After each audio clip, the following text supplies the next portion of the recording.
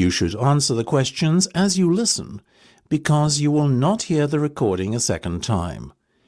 Listen carefully and answer questions 1 to 6. Now, before we go any further, could you please confirm your full name for me? Of course, it's Marge Thompson. MARGETHOMPSON. Thank you, Marge. That's great. Now, Marge, the next thing I'm going to do is provide you with a booking reference. You should quote this in any further communication you have with us. OK, just let me get a pen. Go ahead. Very well. It's 777 000 44 22. That's 777 000 44 22. Got it? Yes, thank you. And just to confirm, you want to hire a car for 14 days, is that right? Exactly. Right, I can confirm that you'll be issued with a Tigray Sword Star. What's this Tigray sword thing? Oh, my apologies. That's the model of car we've allocated to you for the hire period. Oh, I see. Sorry, I'm not that well up on car models. No worries. I'll give it to you again. Mind you, it's 2 words. Tigray Sword Star. That's TIGRE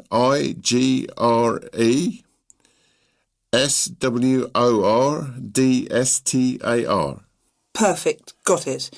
And that's going to be at the airport when I get there on the 2nd of July, right? Right. At 3 p.m, it'll be there waiting for you. Lovely. Where should I go to collect it? The hire car centre? No, you're arriving at the South Terminal. The hire car centre is in the North Terminal Blue Car Park. Instead, your car will be waiting in the South Terminal Blue Car Park.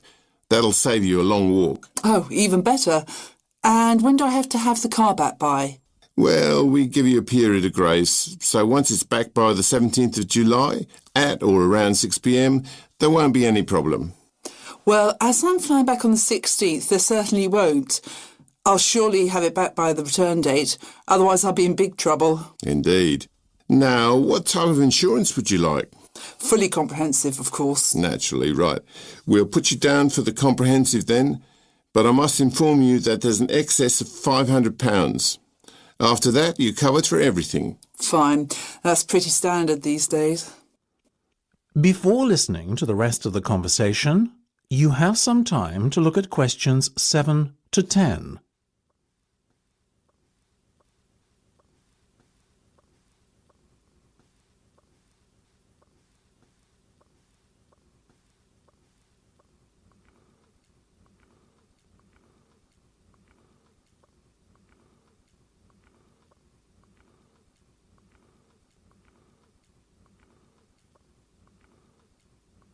Now listen and answer questions 7 to 10. Now, Marge, how would you like to pay today? Do you accept cheques? Unfortunately not. Only a debit or credit card will suffice. OK, I have my debit card here, no worries. Excellent. Let me just give you a breakdown of the total cost now. It's £280 for the 14-day vehicle hire, and the insurance is an additional £75. Will you be needing a satellite navigation system? How much? £25. No, thank you. I'll use my own. I have one on my mobile. What about the roaming charges? That could amount to even more than £25. Good point. On second thoughts, I'll take the satellite navigation. I also need tyre chains. Is that correct? Not compulsory at this time of year. But I may be travelling up to very high altitudes in the Alps. In that case, perhaps you should hire them too. The chains will set you back another £25. No problem. So that's £405 by my calculation. We also have to include 12.5% tax, I'm afraid. Oh, well, if you must. So in total, that's £455.50. Now, let me just... That is the end of part 1. You now have half a minute to check your answers.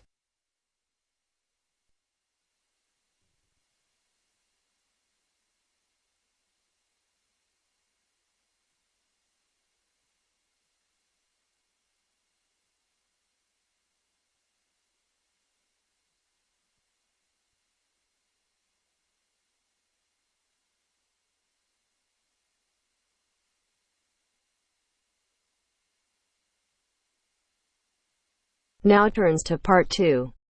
Part 2. You're going to listen to a talk about the food we eat. First, you have some time to look at questions 11 to 15.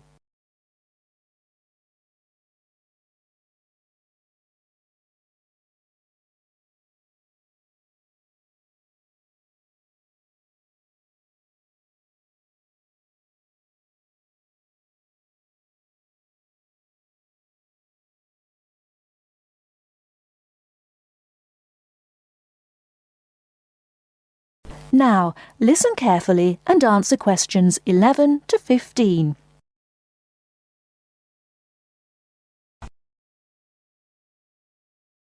Welcome to The Food We Eat, sponsored by Safeway. Increasingly, we know more about the effects of our eating habits and lifestyles on our health. While new information can change old ideas, the news stories can often be confusing. At Safeway, we try to help customers not only in the range and types of food offered, but also by providing up-to-date, reliable information in areas we know are of interest and which relate to the diet we eat. Today, we are going to talk about sugar. Recently, doctors have been advising us to eat less sugar. The health recommendation to use less sugar is for two reasons. Firstly, for the sake of our teeth, since the amount and frequency of sugar consumption links to decay. Secondly, as sugar is a good source of calories, it can easily be a problem if we tend to be overweight. The dental risk is because bacteria which occur naturally in our mouth feed on carbohydrates, sugar and starch, to form plaque and acid. Plaque is a sticky coating that prevents the bacteria being removed by saliva. The acid attacks the tooth itself. This takes time, however, so the trick is to avoid sticky foods like sweets, which stay around in crevices feeding the bacteria. Before you hear the rest of the talk, you have some time to look at questions 16 to 20.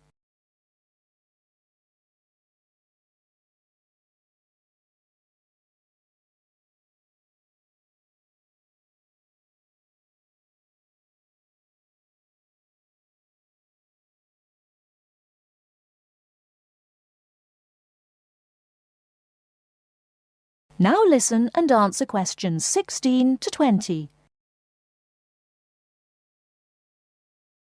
Regular brushing, preferably with a fluoride toothpaste, helps remove particles and resist acid. The worst thing you can do is nibble sweet things between meals. It puts your teeth under constant attack. A sweet tooth develops gradually, and you might be surprised at how you can steadily unlearn the taste, taking in fewer calories and saving your teeth. Here's some ways. A. Gradually cut down the sugar in tea and coffee till you can stop altogether or switch to sweeteners. B. Choose snacks with a lower sugar content. Fresh fruit, raw vegetables, crackers, milk or low-fat natural yogurt. Remember, some fruits like raisins have lots of sugar. C. Look for reduced sugar alternatives. There are more and more around, from diet drinks to yogurts, even jams and sauces. D. Try gradually to cut back on the sugar you use in cooking, especially in baking. That is the end of part 2. You now have half a minute to check your answers.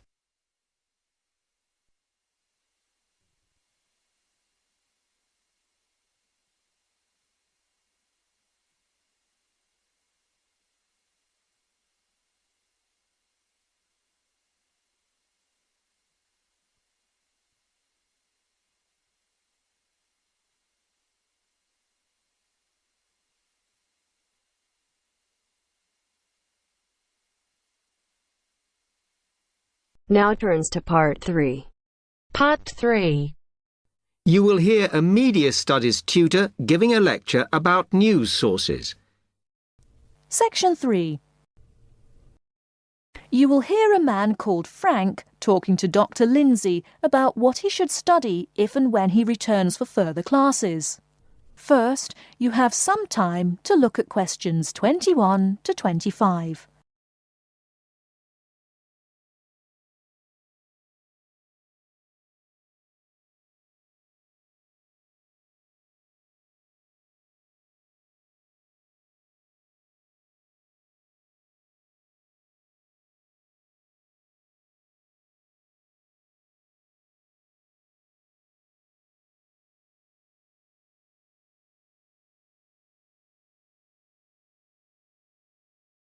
Now, listen carefully and answer questions 21 to 25. Now, many of you will have heard about the predicted death of newspapers, as people increasingly access the TV and the Internet for their news. Today, I want to look at the USA, which has very advanced news sources, to see if this is actually true. In the USA, the main news sources without doubt are TV, the Internet, and the press. That is, traditional newspapers. And although they are each surviving and growing, they are also changing. Obviously, TV news has been around for a while, and the early evening bulletins when people get in from work are very popular. I suppose we traditionally think of the morning newspaper arriving on our doorstep with the daily news. Interestingly, this is not borne out by the statistics, which show that readership in the U.S. is much higher when people have time to relax, when they're not working, especially on Sundays. The Internet is also a popular weekend activity, but shows no variation with weekday access. So people are using the different sources in different ways.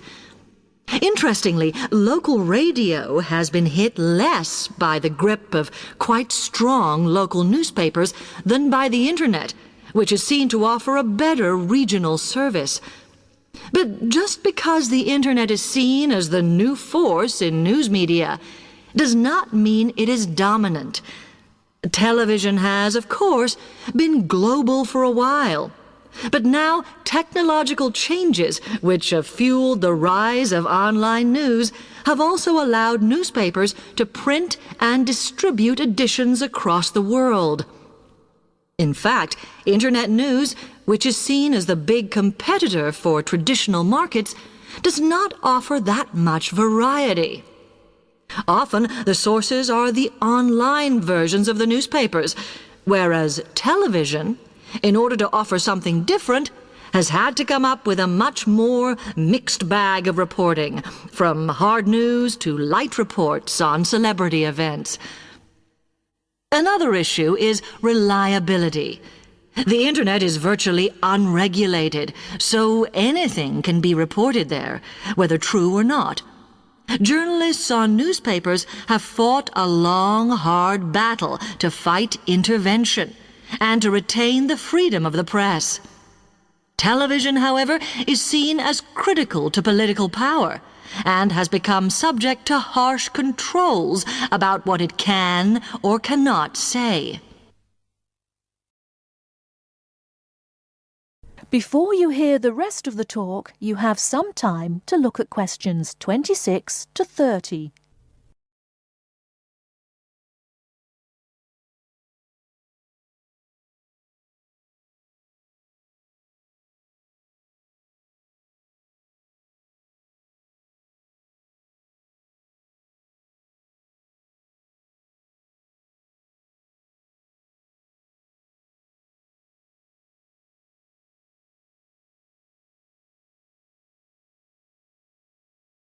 Now listen and answer questions 26 to 30.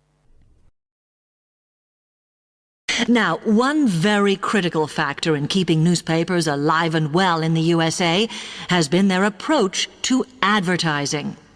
Obviously, newspapers are heavily dependent on advertising revenue, and they have become more and more imaginative in what they offer, in order to make sure that advertisers use them and not other news sources.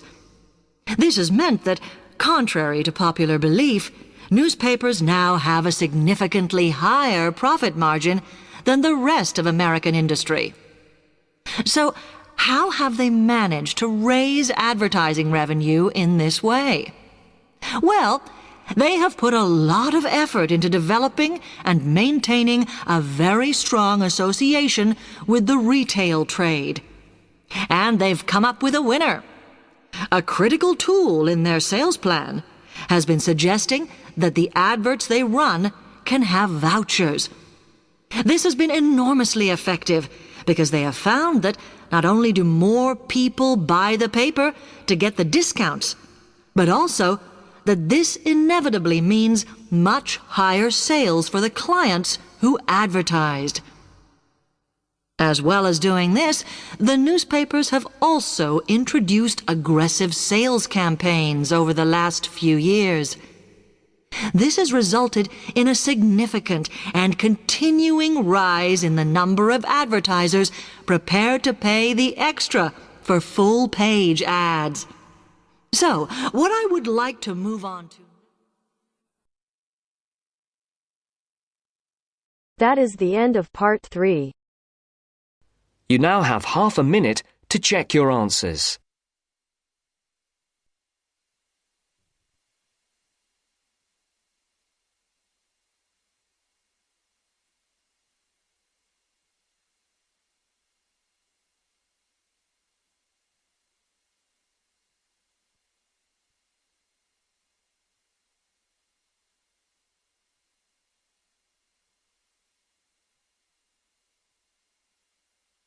Now turns to part 4.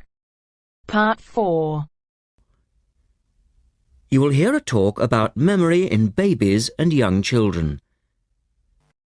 First, you have some time to look at questions 31 to 40.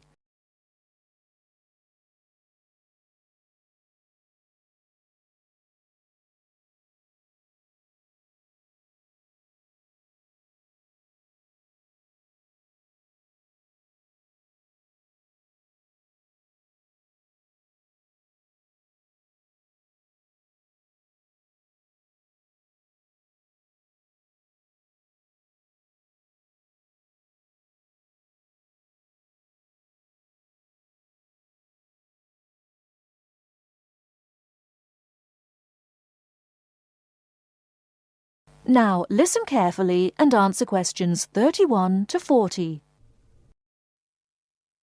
We're going to look today at some experiments that have been done on memory in babies and young children. Our memories, it's true to say, work very differently, depending upon whether we are very old, very young, or somewhere in the middle. But when exactly do we start to remember things?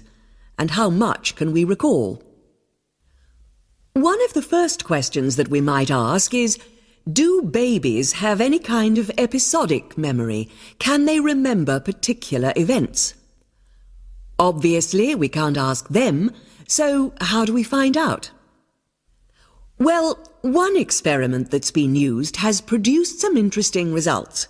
It's quite simple and involves a baby in its cot, a colourful mobile, and a piece of string. It works like this. If you suspend the mobile above the cot and connect the baby's foot to it with the string, the mobile will move every time the baby kicks. Now you can allow time for the baby to learn what happens and enjoy the activity. Then you remove the mobile for a time and reintroduce it sometime from 1 to 14 days later. If you look at this table of results, at the top 2 rows, you can see that what is observed shows that 2-month-old babies can remember the trick for up to 2 days, and 3-month-old babies for up to a fortnight. And although babies trained on one mobile will respond only if you use the familiar mobile, If you train them on a variety of colours and designs, they will happily respond to each one in turn. Now, looking at the third row on the table, you will see that when they learn to speak, babies as young as 21 months demonstrate an ability to remember events which happened several weeks earlier. And by the time they are 2, some children's memories will stretch back over 6 months, though their recall will be random, with little distinction between key events and trivial ones. And very few of these memories, if any, will survive into later life. So, we can conclude from this that even very tiny babies are capable of grasping and remembering a concept. So, how is it that young infants can suddenly remember for a considerably longer period of time? Well, one theory accounting for all of this, and this relates to the next question we might ask, is that memory develops with language. Very young children with limited vocabularies are not good at organising their thoughts. Though they may be capable of storing memories, do they have the ability to retrieve them? One expert has suggested an analogy with books on a library shelf. With infants, he says, it's as if early books are hard to find because they were acquired before the cataloguing system was developed. But even older children forget far more quickly than adults do. In another experiment, several 6-year-olds, 9-year-olds and adults were shown a staged incident. In other words, they all watched what they thought was a natural sequence of events. The incident went like this. A lecture, which they were listening to, was suddenly interrupted by something accidentally overturning. In this case, it was a slide projector. To add a third stage, and make the recall more demanding, this accident was then followed by an argument. In a memory test the following day, the adults and the 9-year-olds scored an average 70%, and the 6-year-olds did only slightly worse. In a retest 5 months later, the pattern was very different. The adults' memory recall hadn't changed, but the 9-year-olds had slipped to less than 60%, and the 6-year-olds could manage little better than 40% recall. In similar experiments with numbers, digit span is showed to vary enormously. That is the end of part 4. You now have half a minute to check your answers.